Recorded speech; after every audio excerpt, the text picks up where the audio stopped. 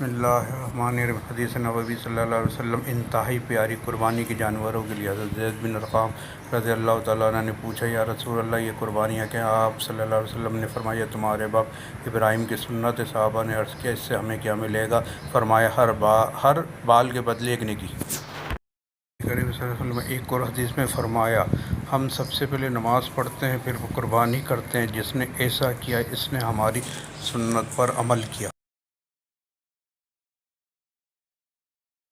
بسم اللہ الرحمن الرحیم۔ نبی کریم صلی اللہ علیہ وسلم نے ایک اور حدیث میں فرمایا، قربانی کے دن انسان کا سب سے محبوب عمل اللہ کے نزدیک خون بہانا۔ یہ جانور قیامت کے دن اپنے سنگوں، بالوں اور کھروں کے ساتھ آئے گا اور یقیناً خون زمین پر گرنے سے پہلے اللہ کے یہاں قبول ہو جاتا ہے، لہذا خوش دلی سے قربانی کیا کرو۔ ایسی مزید ویڈیو کے لیے آپ ہمارے چینل کو سبسکرائب اور لائک کر دیں۔